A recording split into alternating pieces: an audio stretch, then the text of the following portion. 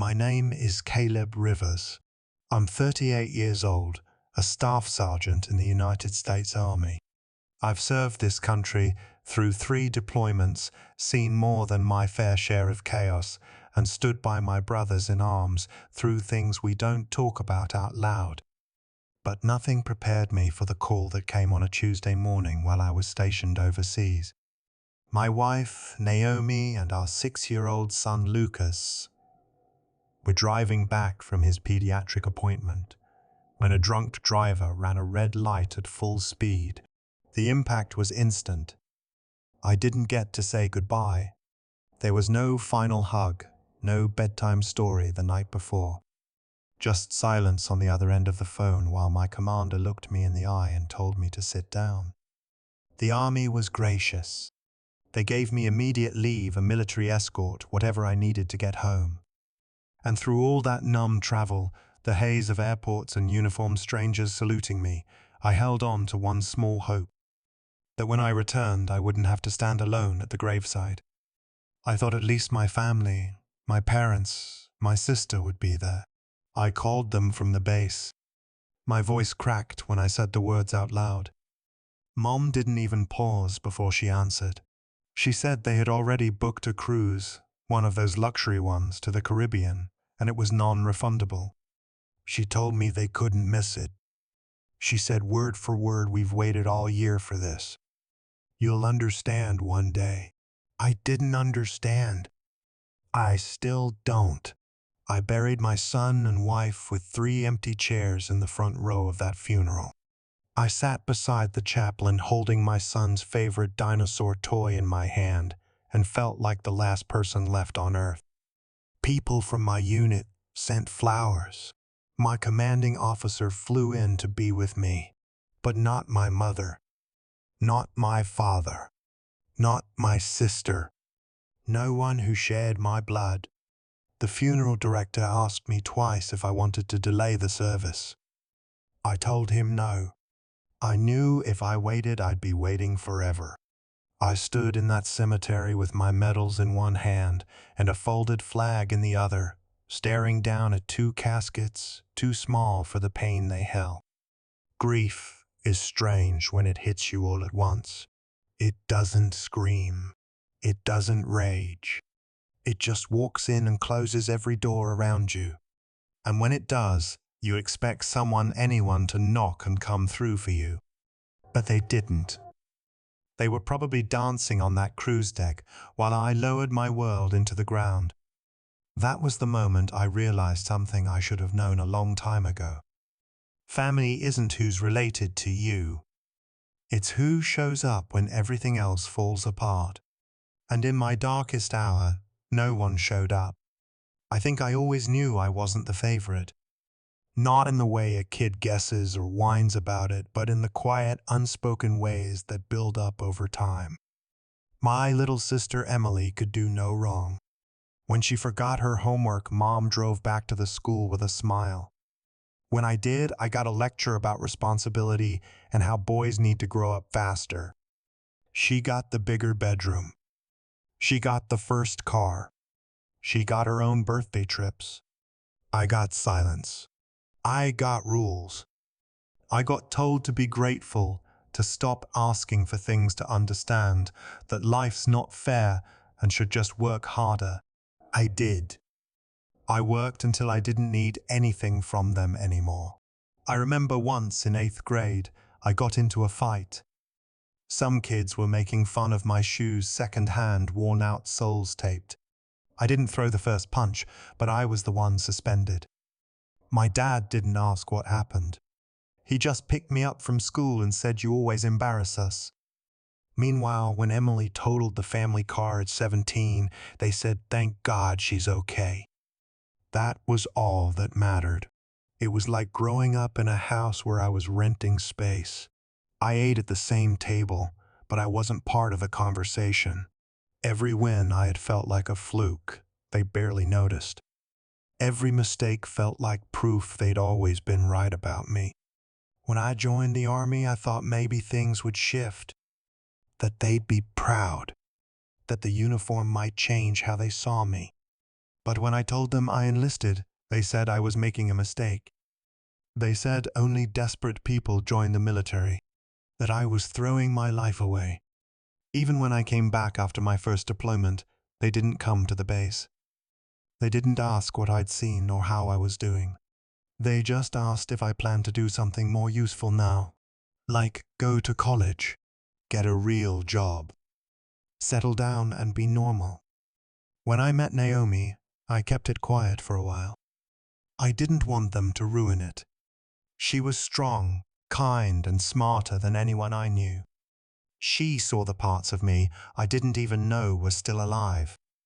She made me laugh like I hadn't since I was a kid. I remember the day I proposed. She cried. I cried. And when I called my mom to tell her, there was a pause on the other end. Then she asked what her family was like. I said Naomi was raised by a single mom, that her dad hadn't been around. My mom didn't hide the disapproval. She said I was rushing, that I didn't know what I was getting into. They didn't come to the wedding. They mailed a card with no message inside, just their names. No apology, no explanation, just white space that said more than words ever could. Even when Lucas was born, I hoped maybe they'd show up. I sent them photos, updates, first steps, first words. They never visited. They never asked. And every time I held my son, I promised myself I'd never let him feel what I had grown up with. But deep down, I kept trying. I kept hoping. Some part of me believed that maybe one day they'd see me. Not the disappointment. Not the burden.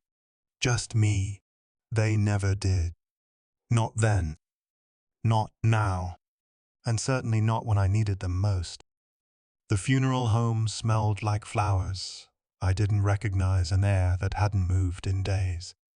I sat across from a woman in a black blazer who spoke softly, slowly, like I might break if she raised her voice.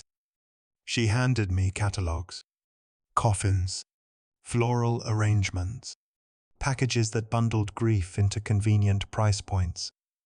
I picked a white casket for Lucas. It felt too small in my hands, even as a brochure. For Naomi, I chose cedar.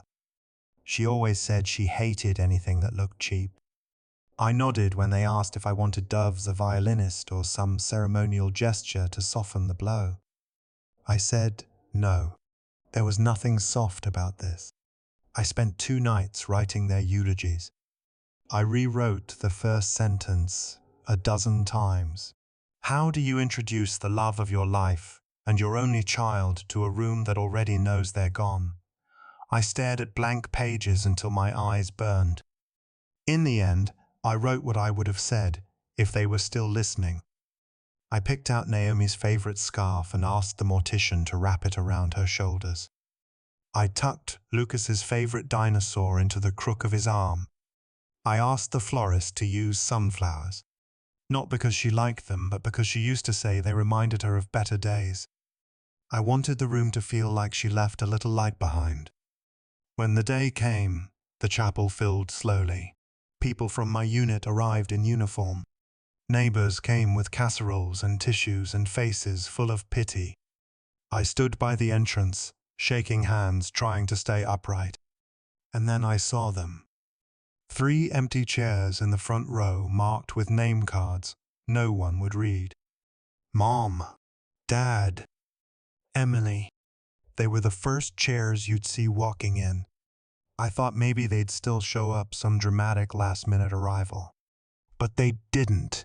And as I walked down the aisle behind the 2 caskets, those 3 empty chairs stayed in the corner of my eye, louder than any prayer spoken that day.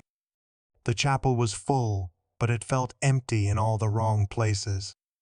People came dressed in black, sitting quietly, hands folded in their laps, like they were afraid to breathe too loudly. The hum of the organ faded as I stepped to the podium, the paper in my hands shaking just enough for me to notice. I kept my eyes low, fixed on the caskets in front of me. I didn't dare glance left, not toward the 3 chairs I knew were still vacant. I'd chosen those seats myself, thinking maybe the act of reserving them would mean something, that maybe guilt might outgrow selfishness. But the seats stayed cold. I started reading. Naomi's name caught in my throat. Lucas's name nearly stopped my voice altogether. I talked about her laugh, the way she curled her feet under her when she read. I talked about how Lucas insisted on sleeping with socks on even in the summer. I tried to share something real, something gentle, but every word felt like it was echoing back to me through those empty chairs. When it was over, people hugged me. They whispered things like, "You're strong and I'm so sorry and I can't imagine." But no one mentioned the seats. No one asked why the family section looked like it belonged to ghosts. Later that night, I sat alone in the house where my son used to build pillow forts and where Naomi once burned cookies because she was too busy dancing in the kitchen. My phone lit up. A message from my mother. No apology. No explanation. Just a sentence that punched harder than any silence ever had. Send us some pictures from the service. We want to feel like we were there. I stared at the screen for a long time. Then I powered the phone off and put it face down. There was nothing left to say. They wanted to remember from afar. But the truth is, they were never really here to begin with. 3 weeks after the funeral, they showed up. No warning, no call ahead, just a knock on the door that made my stomach twist. I opened it, and there they were, my parents, Emily, her husband, and their daughter, all standing there with store-bought cookies and sad smiles, like it was just another holiday visit. My mother hugged me first.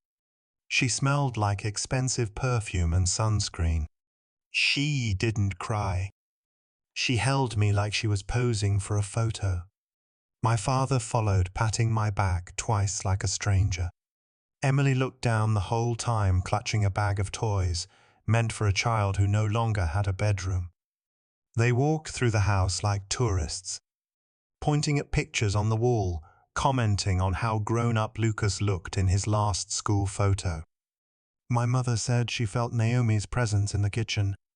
My father made a joke about how much quieter the place must be now.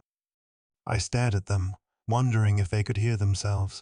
We sat around the living room like nothing had happened. They talked about the cruise, how the weather had been perfect, and how Emily's daughter had made a friend from Vermont. My jaw clenched every time they said something that didn't belong in this house anymore.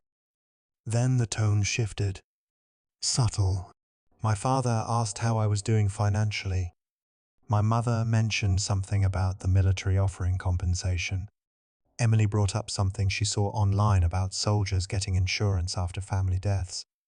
I stayed silent, let them circle. Finally, my mother said it. Naomi's estate. The news had apparently made it to them. I don't know how. Maybe someone from town. Maybe someone from the service. They knew Naomi had left something behind, and they'd come for their share. She said it gently. That Emily's daughter, my niece, could really benefit from a college fund. That maybe I'd consider setting some of the money aside.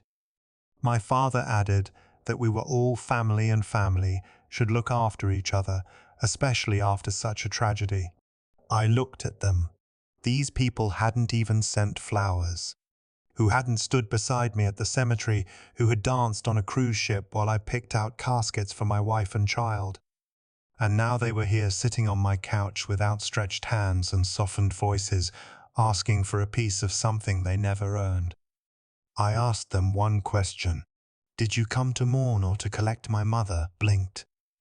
My father shifted in his seat. Emily didn't say a word.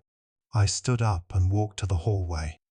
There on the small table by the stairs was the letter Naomi left me. Sealed. Unread.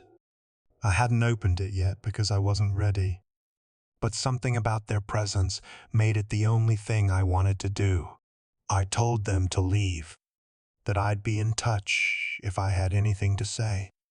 My father opened his mouth like he was about to argue, but I closed the door before he could speak, and for the first time since the funeral, the house felt quiet in the right way. Because sometimes silence is what's left after you shut out the noise pretending to be love. I watched the funeral video for the first time 2 days after they left. My hands were steady, but everything else inside me wasn't. The camera angle was wide, capturing the altar, the caskets, the faces in the pews, and those 3 chairs in the front row. Still empty. Still waiting. Still untouched. I paused the video, took a screenshot. It showed the name cards clearly. Mom. Dad. Emily. I printed it and tucked it into a folder. Then I drove across town to meet Naomi's lawyer, the one she trusted most. She had left things with him before sealed and specific. One of those things I would soon learn was a backup plan. I handed him the footage, told him the whole story. He didn't look surprised. He just nodded and said she thought they might come. He opened a drawer and slid a document across the desk. Then a letter. The handwriting on the envelope nearly made my throat close up. I read it in the car. It was short. Naomi never wasted words.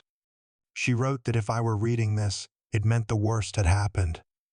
She told me she loved me, that she had no regrets, and that people don't change when you die, they just show more of who they already were. She wrote that money has a way of making ghosts come back to life. People who didn't show up for love will show up for the leftovers. And she asked me, begged me to remember what it felt like to stand alone at the front of that chapel. To remember who wasn't there. To protect our family by protecting what she left behind. It wasn't anger in her words. It was clarity, the kind that only comes when you stop hoping people will be who they never were. She knew they would come. She just made sure they'd leave with nothing but silence. The money didn't come from the army. It wasn't a benefit or a government payout. It wasn't life insurance from the military or anything tied to my service. It was hers. Naomi's. Every cent. Before we even met, she had a portfolio of investments she managed on her own. Stocks. Real estate. Silent partnerships in businesses I'd never even heard of. She was smart with money in a way that didn't show. No flash. No need to impress. She just believed in building something that mattered. When we got married, she kept it separate. Not because she didn't trust me, but because she had worked too hard to let anyone else touch it. I respected that. We shared what we needed. We saved together, but her private account stayed hers. The lawyer explained that the $5 million she left wasn't tied to any joint account or marital asset. It was personal wealth.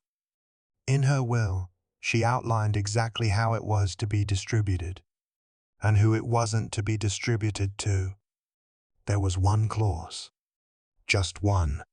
Anyone not present at the funeral, without a documented emergency, would forfeit any claim to the estate. No exceptions.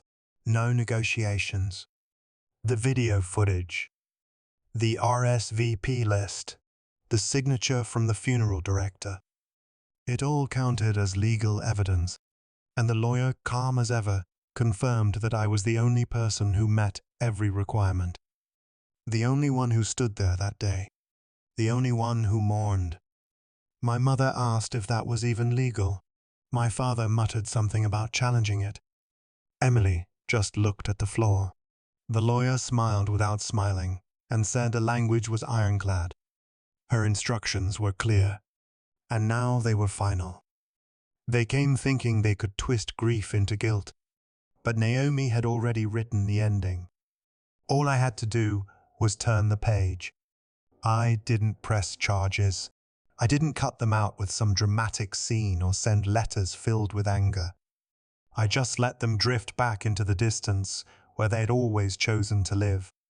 I didn't chase revenge because I'd already lost too much to waste energy on more pain. Instead, I opened a file on my computer and started something new. I named it the Lucas Rivers Foundation, a scholarship program for children of fallen service members. Kids like mine. Kids who would never get to see their parents come home in uniform. Naomi would have liked that. She believed in second chances and quiet impact. She believed money should move, not just sit. I used part of what she left to seed the fund. The rest I put into trust to grow it long term. I wrote letters to Gold Star families. I reached out to organizations already doing the work. And I made sure every application asked just one question: tell me how your parent showed up when life got hard. The first letter I got back was from a teenager whose mom served in the Navy. She said she wanted to be a doctor because her mom used to patch her up after every scraped knee, always saying you're tougher than you think. I read it 3 times, cried each one. I don't think forgiveness always needs to be spoken. Sometimes it's a door you close without slamming it. Sometimes it's choosing not to answer the knock when the past shows up with excuses. I didn't build this foundation to prove a point. I built it because Lucas deserved something beautiful to carry his name.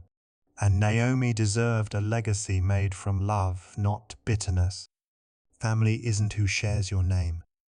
It's who stands beside you when the storm hits hardest.